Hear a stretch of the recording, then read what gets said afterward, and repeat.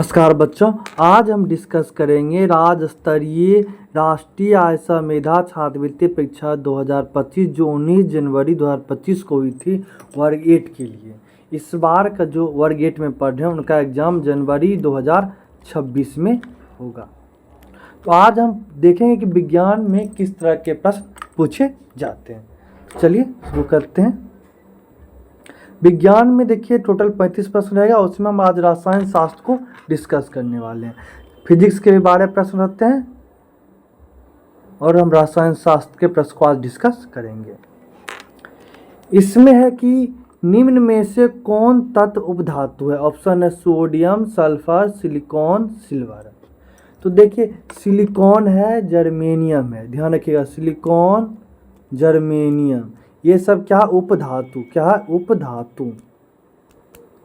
Silicon, germanium क्या उपधातु। तो इसका कौन सा तत्व उपधातु है, तो सिलिकॉन उपधातु है।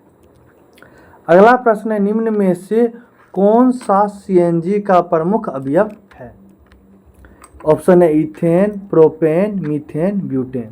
तो सीएनजी का मुख्य अवयव है मीथेन, इसको CH4 कहते हैं।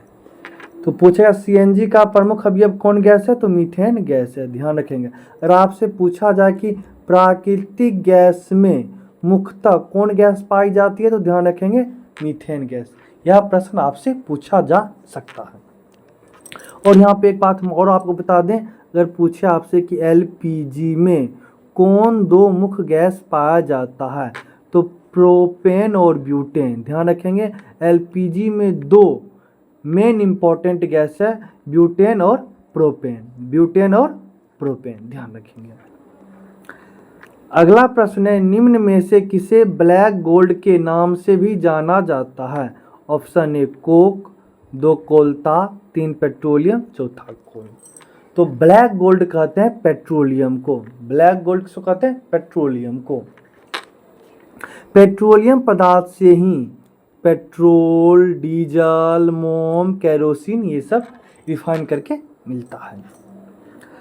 अगला प्रश्न है कि निम्न में से किसका स्वतः दहन की प्रक्रिया संभव है। यहाँ पर भी 2-3 महत्वपूर्ण प्रश्न बनते हैं, हम आपको वह भी डिस्कस करेंगे। पहले इस प्रश्न को देख लेते हैं, किसका स्वतः दहन की प्रक्रिया संभव है। ऑप्शन है पीला सल्फर, लाल फास्फोरस, सफ़ेद फास्फोरस, ब्राउन सल्फर। तो स्वतः दहन सफ़ेद फास्फोरस का होता है। अगर नॉर्मल अगर आप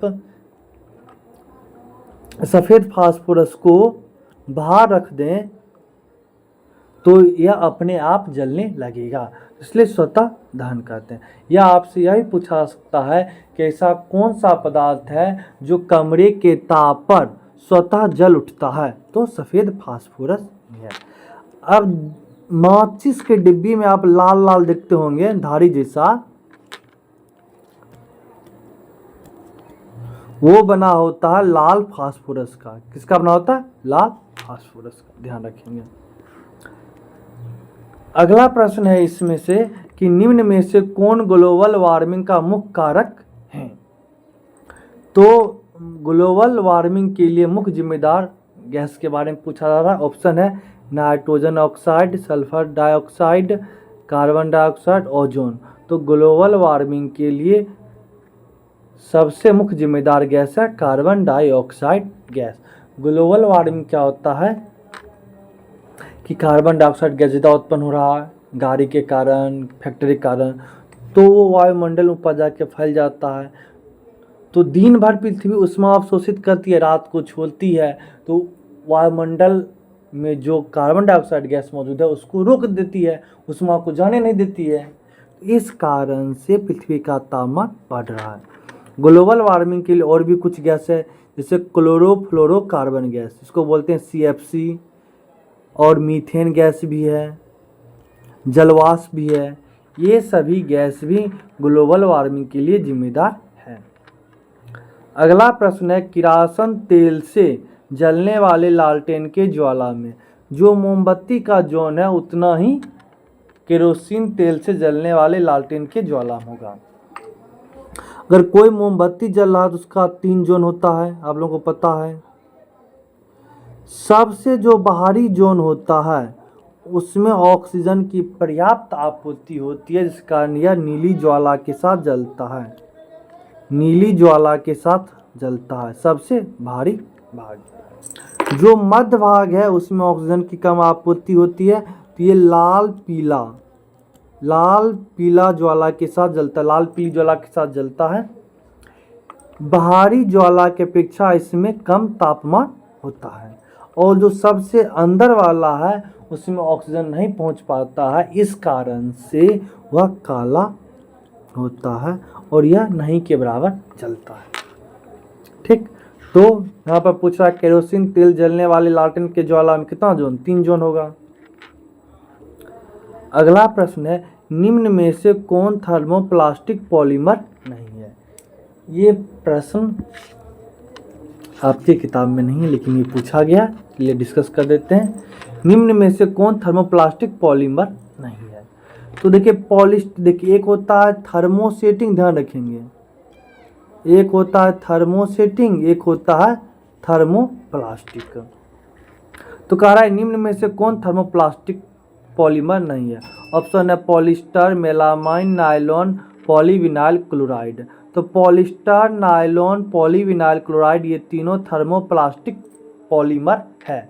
तो नहीं कौन है? मेलामाइन। मेलामाइन क्या? थर्मोसेटिंग, ध्यान रखेंगे, मेलामाइन थर्मोसेटिंग। आप लिख भी सकते हैं पॉलिस्टर, नायलॉन, पॉलीविनाइल क्लोराइड क्या है? थर्मोप्लास्टिक। मेलामाइन क्या? थर्मोसेटिंग। फिर अब यहाँ पर अगला प्रश्न ही आ गया कि निम्न में से कौन थर्मोसेटिंग पॉलीमर है? तो हम आपको कुछ थर्मोसेटिंग पॉलीमर का नाम बता दें जिससे आपको सुविधा हो। तो वहाँ पे एक नाम हमने मेलामाइन बता दिया था, मेलामाइन थर्मोसेटिंग है। आपका नियोप्रीन भी थर्मोसेटिंग है। थोड़ा घबराने की जरूरत नहीं है, 2-3 बार 3-4 बार दिखेगा तो ऑटोमेटिक आपको आ जाएगा, और बहुत कम चांस है कि इस बार एग्जाम में ये सब पूछे। बेकेलाइट भी थर्मोसेटिंग है। तो मेलामाइन, नियोप्रीन, बेकेलाइट ये सब क्या है? Thermosetting polymer. तो यहाँ पर आप देख सकते हैं थर्मोसेटिंग पॉलीमर के बारे में पूछ रहा है, तो पॉलियर लिख दिया, गलत है। यहाँ पर देख सकते हैं पॉलीमर लिखा हुआ है, पॉलियर लिखा हुआ है, ये हिंदी लिखने में मिस्टेक किया है। तो ऑप्शन में क्या क्या देखिए, बेकेलाइट है और मेलामाइन है। तो इन दोनों में ए और डी आपका दोनों थर्मोसेटिंग पॉलीमर है। तो ए और डी, तीसरा ऑप्शन में ए और डी यानी मेलामाइन और बेकेलाइट थर्मोसेटिंग पॉलीमर। और ये अच्छा प्रश्न, ये क्लास 7 से भी जुड़ा हुआ है। प्रश्न है एक तत्व जेड को हवा में जलाने पर उसका ऑक्साइड बनता है, उस ऑक्साइड का जलीय विलयन नीले लिटमस को लाल कर देता है, तब वह तत्व जेड क्या हो सकता है? कोई तत्व जेड है, उसको हवा में जलाए तो ऑक्साइड बना लिया, और उस ऑक्साइड को जलीय विलयन नीले लिटमस को लाल कर देता है, यानी जो विलयन नीला लिटमस को लाल कर देता है उसका प्रकृति होता अम्लीय। आपको पता ही है धातु का ऑक्साइड क्या बनाता है? क्षार। तो धातु कौन कौन है? कैल्शियम, मैग्नीशियम, लोहा, ये तीनों धातु है, तो इसलिए ये क्षार बनाएगा, ये अम्ल बनाएगा ही नहीं इसका जलीय विलयन। तो कार्बन ऑक्सीजन से अभिक्रिया करेगा तो कार्बन डाइऑक्साइड गैस बनेगा, इसको जल में फिर इसका जलीय विलयन बनाया जाएगा तो ये अम्ल बनाएगा, क्या बनाएगा? अम्ल बनाएगा। इस कारण से यह नीले लिटमस पथ को लाल कर देगा। तो सही आंसर होगा कार्बन। अगला प्रश्न है निम्न में से कौन जीवाश्म ईंधन नहीं? ऑप्शन है पेट्रोल, कोक, कोयला, चारकोल।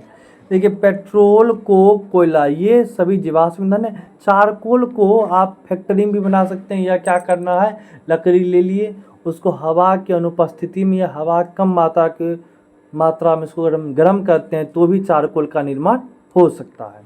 तो इसलिए चारकोल जीवाश्म ईंधन नहीं। अगला प्रश्न है निम्न में से कौन सा केमिकल को प्रचुर मात्रा में सूखे पाउडर के रूप में आग पर फेंका जाता है ताकि आग बुझ जाए? ऑप्शन है plaster of Paris, baking soda, washing soda, bitumen. तो आग बुझाने के लिए आपको पता ही है baking soda, sodium bicarbonate NaHCO3 का उपयोग करते हैं। अगर आपसे पूछा जाए कि अग्निशामक यंत्र में, बहुत इंपॉर्टेंट क्वेश्चन बोल रहे हैं, अग्निशामक यंत्र में अग्निशामक यंत्र में कौन कौन पदार्थ होता है? तो ध्यान रखेंगे सोडियम बाइकार्बोनेट। पहला क्या होगा? Sodium bicarbonate. सोडियम बाइकार्बोनेट जिसको हम बेकिंग सोडा भी कहते हैं, सोडियम बाइकार्बोनेट जिसको बेकिंग सोडा कहते हैं। और दूसरा सल्फ्यूरिक अम्ल H2SO4, इसका संकेत हो गया। अगर हम इसको लिखें तो सल्फ्यूरिक अम्ल, इसका संकेत हो गया H2SO4। कोई दिक्कत? अगर सोडियम बाइकार्बोनेट का सूत्र लिखे तो NaHCO3। ये दोनों अग्निशामक यंत्र में उपस्थित होता है। नॉब को दबाते हैं तो दोनों मिल जाता है, दोनों मिलके कार्बन डाइऑक्साइड गैस उत्पन्न करता है जो आग बुझाने का कार्य करती है। तो फिर हम अगला सीरीज आपके लिए हम जीव विज्ञान के लिए लाएंगे। हमने इतिहास को आपको इतिहास का क्वेश्चन करवा दिए, उसका भूगोल का भी करवाएंगे। उसके बाद आपको यहाँ पे नागरिक शास्त्र का है, उसके बाद मैथ का भी 20 प्रश्न है, उसको भी हम करवा देंगे। ठीक, तो आज के लिए इतना ही। धन्यवाद। फिर मिलते हैं अगले क्लास में।